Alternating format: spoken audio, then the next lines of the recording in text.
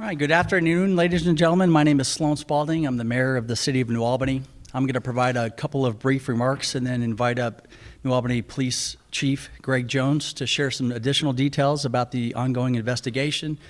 And we'll also hear from our friend Dallas Baldwin from the Franklin County Sheriff's Department. New Albany is a great community. We are a safe community and a great place to live and work. In fact, we've been rated one of the safest cities in all of Ohio. But sadly, any community in America can fall victim to random workplace violence. Last night, that random violence struck right here. New Albany Police got the first call at 10:22 p.m., and officers were on the scene 4 minutes later. I want all New Albany residents and the employees that work here to know that their first responders acted quickly, with great professionalism, showing tremendous care and dedication to all involved. The City of New Albany is grateful for the focused teamwork of our partner agencies as well, all of whom have been working nonstop on saving lives and apprehending this suspect. Let me introduce a couple of those here today.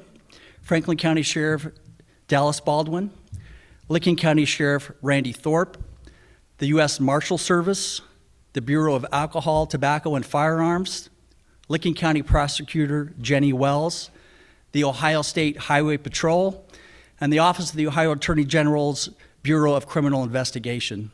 And let me thank the BCI special agents and technicians who showed up literally in the middle of the night to assist with the processing of this crime scene. The leaders of the New Albany International Business Park were also super helpful and professional throughout this entire incident, and we thank them for their support. I really want to thank the brave men and women of the New Albany Police Department and our dispatch team. We have some of the best people in law enforcement working right here in New Albany, and I'm so proud of the dedication they have every day to keeping us safe. We all know that the test of a true community is not when tragedy strikes. The test is how the people of that community respond to that tragedy. And I am very confident, as hard as the last several hours have been for our community, that we will overcome this challenge, as we have with everything else, as a community together. We encourage everyone to join in praying for all of those that have been affected by this crime, specifically the victims and the deceased.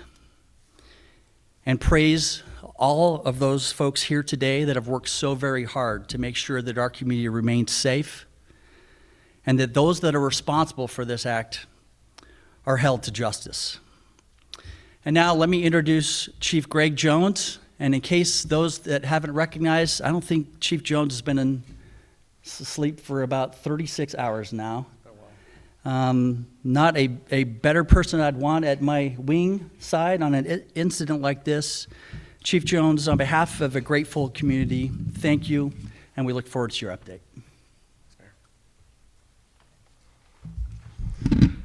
Well, as the mayor mentioned, that tragedies like this really test the community, and I think that the response to this tragedy really showed that the community is very strong. One of the reasons that we have all these agency representatives behind us is that really it was an amazing turnout. We asked for help from two different sheriff's departments, from federal and state authorities, and there was many local jurisdictions that responded, a couple fire departments, and so really without the talent and the professionalism and the hard work of these people that did come out, like the mayor said, in the middle of the night, it would have been a lot harder for us to make an apprehension this quickly. Before I get started, this is an active and ongoing investigation, so there's a lot of questions that I can't answer, but I'll try to answer the ones that I can. So about 10:22 last night, we received a report of shots fired at KDC 1. If you're not familiar with KDC 1, it's a large building. It's a light manufacturing. Our officers were there within 4 minutes, along with a number of other jurisdictions that are represented here. Upon searching the building, we found 5 individuals who had sustained gunshot wounds that were injured, and 1 that was deceased from a gunshot wound. The suspect had fled the area, and we had just missed him.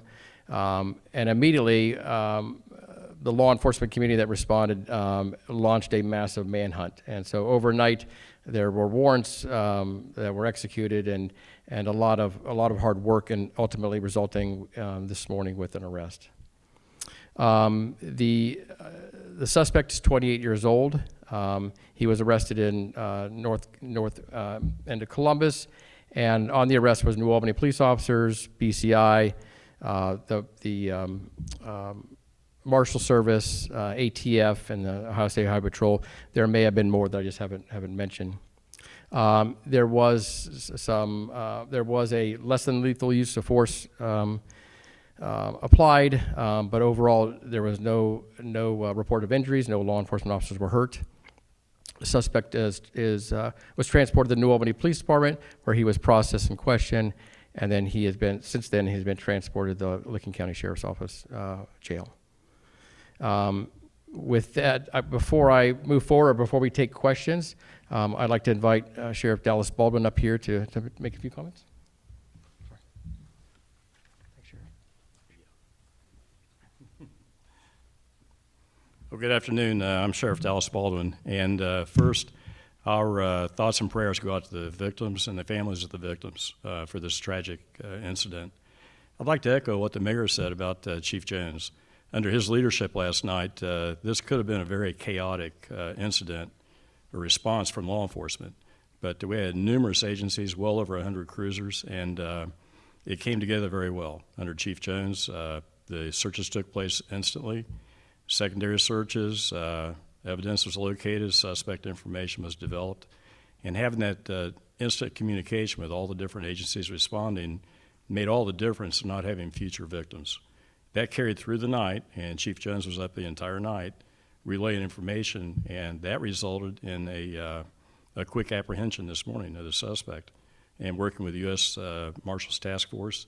And just my comments are really to say how important it is to recognize all the agencies that came together so immediately, so quickly, and I truly believe that more lives were spared, because if we had not apprehended this guy as soon as we did, who knows what could have happened.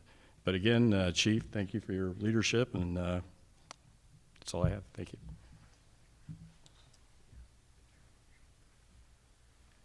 So at this point, we'll take questions.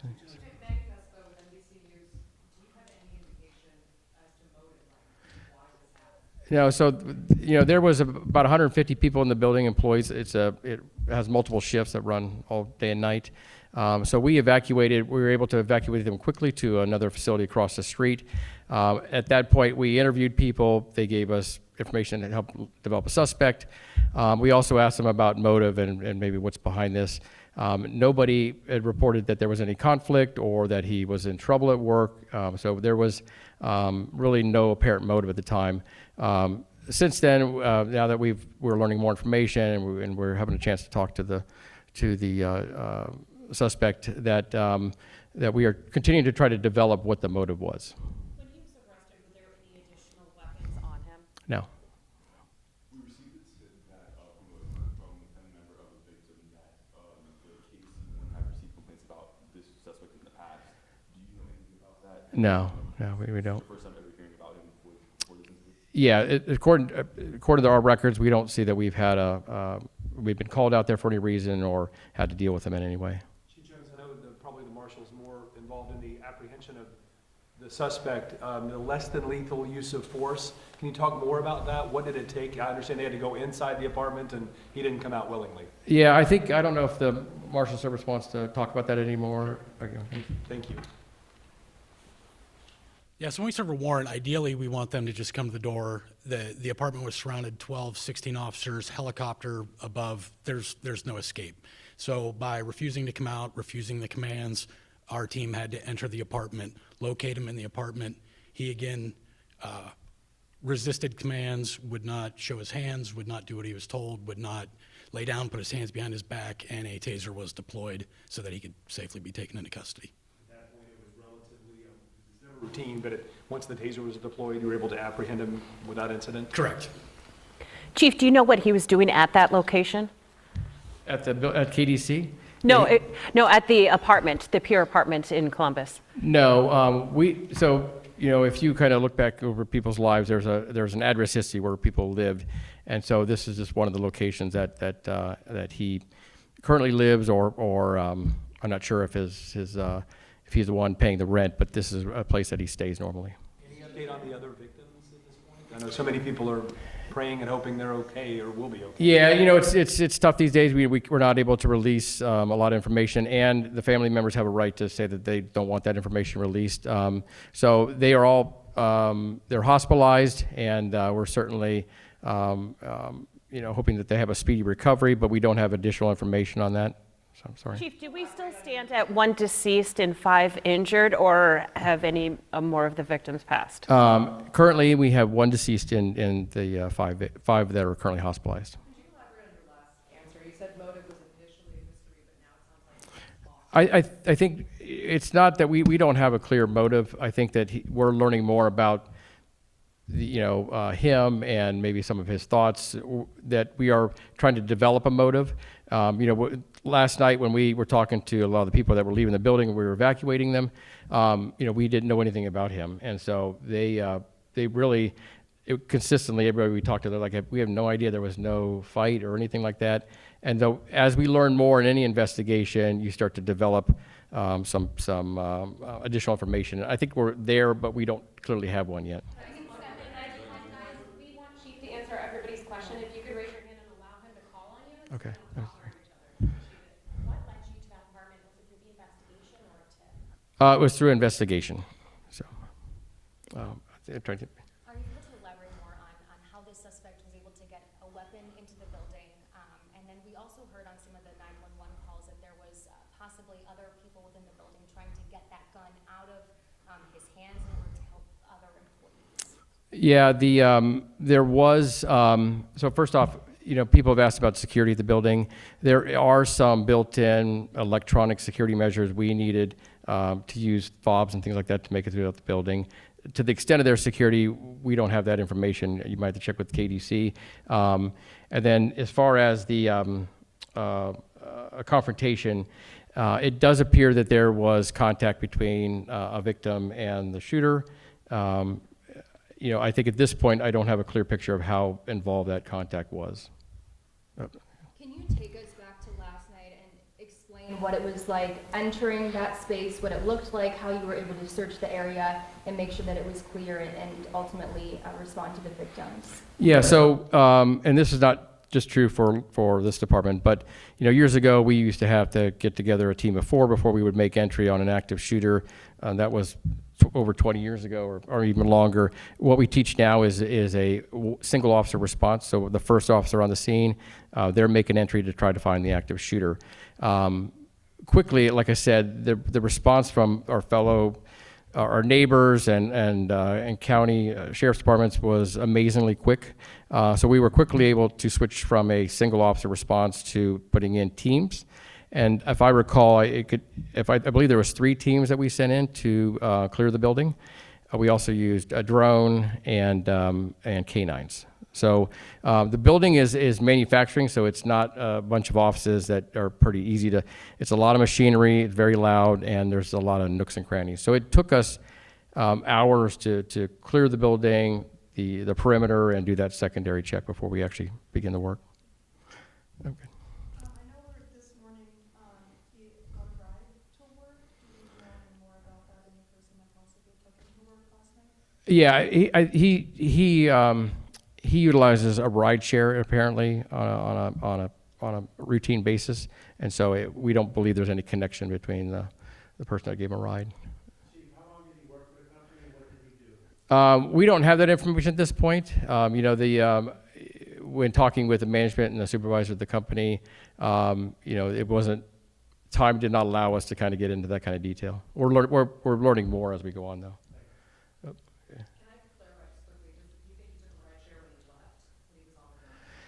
Yeah, from information we gathered, he took a ride share to leave as well. As far as tangential motive, does it appear he knew the people who shot? These were coworkers, so we don't. Again, at this point, this is an active and ongoing investigation. We're not to the level where everything we're going to know at this point. But these were coworkers, people that work with them. With 150 people on a shift or so, they're going to typically know each other. So, try to picture. Chief, usually these situations last a lot longer. Can you kind of explain how you guys were able to apprehend him so quickly and why? Yeah, I think that the KDC has a good network of cameras, which was helpful. We're able to tell us basically, is he still in the building or did he leave? And I think that basically the talent of the men and women of the police department and the talent of the organizations behind us, when you take all this type of resources and put them to good cause, each agency brings together different resources.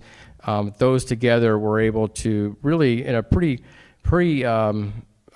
fast manner, put together a picture of, hey, he might be in one of several locations, and basically divide and conquer. We had a tremendous amount of staff, and so people didn't need a lot of urging to go do their job. They really got to it quickly. Yes.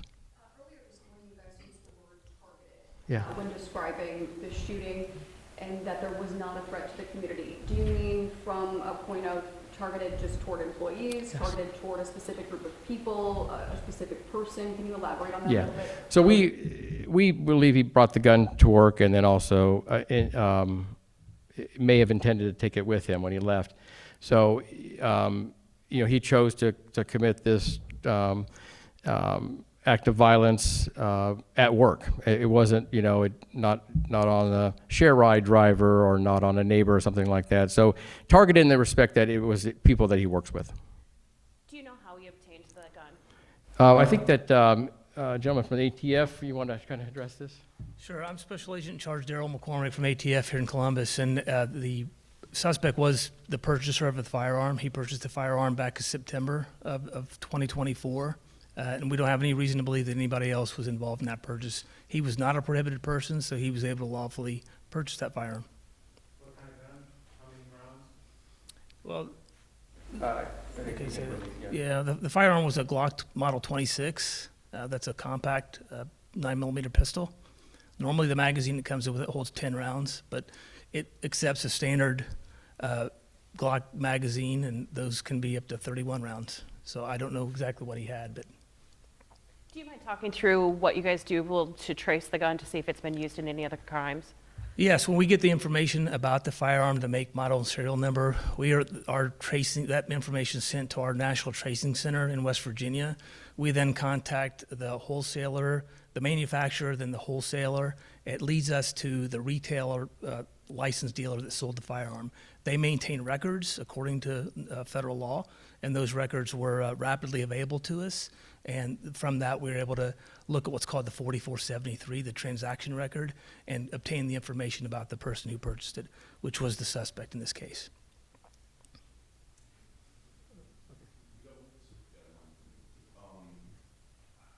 So this is New Albany's first homicide, I think, in a long time, if ever. Would you mind speaking on that, just how the community's feeling, how they're reacting to it? Yeah, we've had felonious assaults, a shooting, stabbing, but nothing resulting in an actual death or homicide. So, this is obviously very rare for us.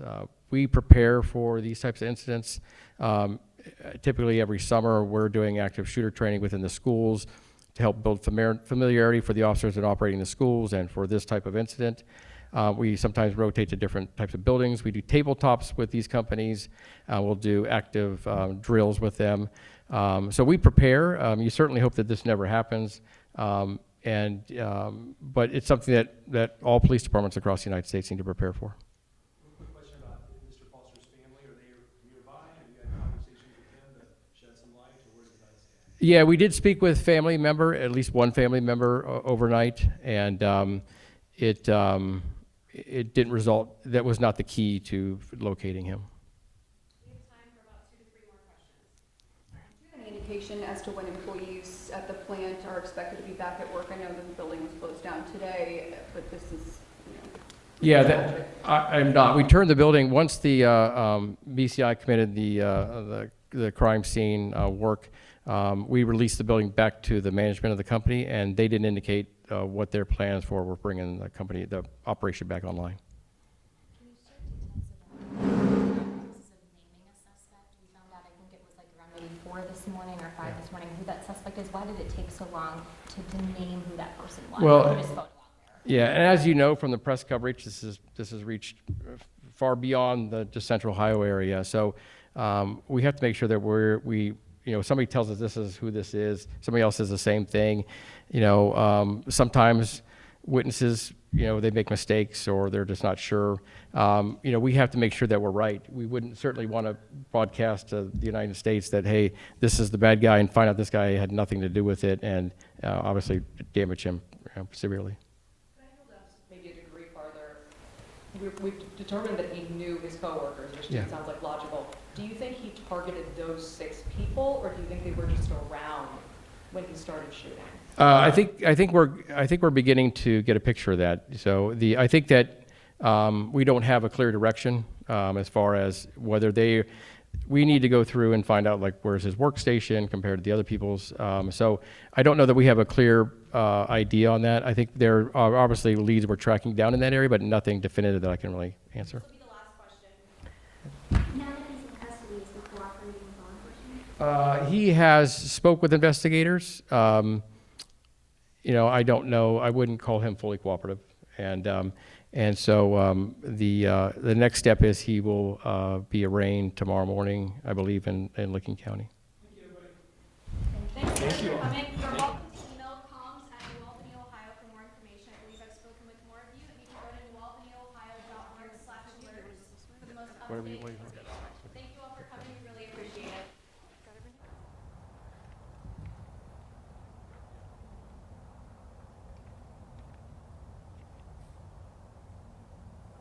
And you just heard the news conference right behind me inside the city council chambers here at New Albany City Hall. The latest update on the KDC-1 New Albany mass shooting that happened last night. We heard from several people during this and got plenty of new details that I do want to recap with you. We first heard from the New Albany mayor saying that he hopes we could all join together for prayer for those that have been impacted. Now, the chief of police here, Greg Jones, in New Albany, the police department, said that the shooting happened. They got the shots fired call at 10:22 p.m. last night. It took his officers 4 minutes to arrive on scene. And when they got there were 150 people working inside. They were able to evacuate those people nearby, and they did find 5 victims at the scene. 1 person was dead at the scene as well. And they said they just missed the suspect. Later in the news conference, they clarified that the suspect actually got away in a rideshare vehicle. And now the suspect was found in Columbus a short time later, a couple hours later, and he was, after a multi-agency arrest search warrant, they were able to locate the suspect at a former place that he either lives or rents out. They did not say if that was his main residence now, but they did bring him back to New Albany after deploying a taser to arrest him, and he is now booked at the Licking County Jail, rather. So we have a lot of new details out there, and the one big thing that came from this as well is that we do believe now that the suspect and one of the victims had contact prior to this incident. So we're learning a lot as this comes and develops in the last few minutes here too. We want to learn more about the victims right now. Let's get out to Kristen McFarland, who's been talking to the victims' families today, and they're at Mount Carmel East Hospital. Kristen, what are you hearing? What did you learn? Yeah, Clay, it's been an emotional day, to say the least, here at the hospital. Families of injured loved ones really just trying to process this tragedy. One family I spoke to says their loved one was shot while working at that warehouse in New Albany yesterday on the clock, and obviously that family very distraught, expressing their concerns to me and their sadness over gun violence. They say their loved one is not doing well and that his wife is expected to give birth in the coming weeks. The family told me they are concerned about the future, adding that the husband was the main breadwinner for the family, and there are many unknowns at this point. So it felt really bad. The saddest part is that his wife is giving birth to a baby in about 2 weeks now. Now, again, as you just heard in that press conference, we are still working to learn the conditions of all the victims that were involved, and we'll keep you updated as we learn more. For now, live from Mount Carmel East, Kristen McFarland, 10 TV News. All right, Kristen, thank you for the update there with the victim's family. I want to bring Angela Ann back in. Angela, you and I have taken active shooter training drills together, and we see this, as the mayor put it, a random act of workplace violence. You're hearing from the experts tonight, so for others that are seeing this news coverage of what happened in their workplace, what do you do in a situation like this if this happens at work? It certainly probably was the big conversation, right, Clay? We had it here. Others people probably had it at their workplaces. What do you do in that moment that you hear that gunfire? Where do you run? Do you hide? What do you try to do? And so, you know, you and I went through this training, really opened our eyes, I think, Clay, when we heard from the Franklin County Sheriff's Office, the guys who run this craze training, as to what you really need to do. So first things first, they say, obviously, Clay, get outside, right? If you can, get away from that danger. But take a look at this video from past trainings by the Sheriff's Office. It really shows how you can defend yourself rather than just hiding and hoping that the active shooter will pass you by. In fact, those who teach the craze program say these are the words you need to know: avoid, deny, defend. Really the mantra to remember rather than run, hide, fight. We still do prefer people to lock doors and barricade behind doors if that's the best option. But when people hear that word hide, they think, oh, this desk is going to protect me. This chair will protect me. This little piece of drywall will protect me. And we're seeing more often now, even with our active shooters, that they're shooting through drywall. They know bullets go through tables and chairs and stuff, and they're just targeting people that are in those type of spots where they believe that hiding provides them safety. So that was Deputy Mike Featheroff, and he really is a pro at this. And he says, you know, hiding is so instinctual, right, for people when you get into that flight situation. But that's why he says active shooter drills are so important for companies to practice over and over again. In fact, he has a phrase, Clay. He says, the body can't go where your mind has never been. Think about that. The body can't go where your mind has never been. So basically, if you never thought about what you would do in a situation like what happened in New Albany, you really won't know how to behave because you never gave it a thought. So just something to think about as, you know, we move forward from what happened there in New Albany. You know, Angela, it's so sad that we have to talk about this in society these days, but as we heard in the news conference earlier, you know, police and fire, they train for this all the time, these active shooting situations.